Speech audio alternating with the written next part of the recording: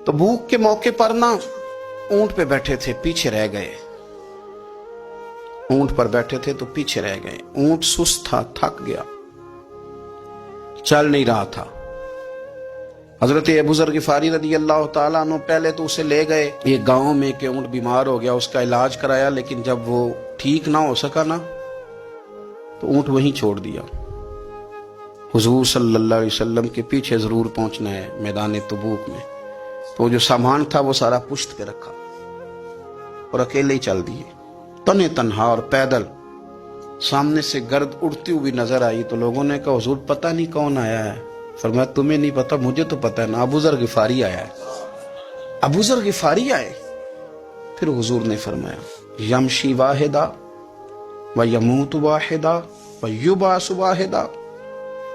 फरमाया ये तन्हा चलते हैं, ये तन्हा ही दुनिया से जाएंगे, तन्हा ही उठाए जाएंगे।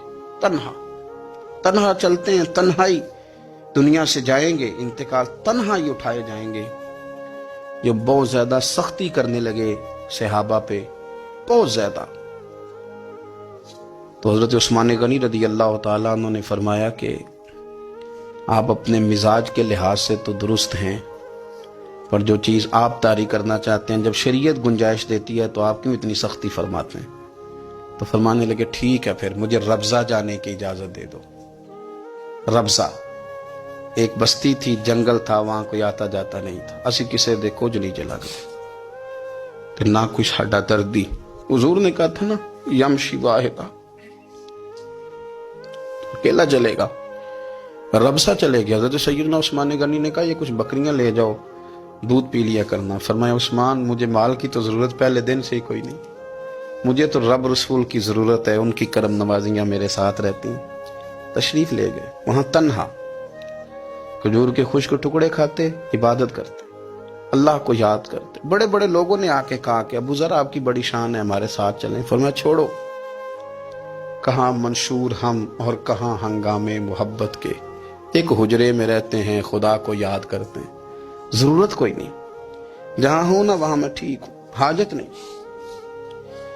विसाल का वक्त आ गया, दुनिया से जाने का टाइम आ गया। अकेले हैं, बीवी है और बेटी है, जंगल का इलाका है, हज हो गया, रास्ते बंद हो गए, बीमार हो गए। अपनी अहलिया को बुला के कहने लगे अब मैं बचूंगा नहीं, अब जाने का वक्त आ गया। मैंने फकीरी जो हुजूर की देखी थी उसमें मैंने वक्त गुजारा है, और देख मैं जा भी फकीरी मेरा लै सजदा सा तोड़ दी पाई, जान भी दिती तेरा तेरे। अब जाने का वक्त है तो इस तरह करना, अगर तेरे पास कोई कपड़ा हुआ तो मुझे कफन दे देना, ना हुआ तो अल्लाह के सुपुर्द कर देना। कहा हम दो औरतें हैं, जनाजा गुस्ल कफन। फरमाया रब जमात भेजेगा मेरे लिए, लोग आएंगे, मेरे नबी पाक ने मुझसे वादा किया था आएंगे ना लोग।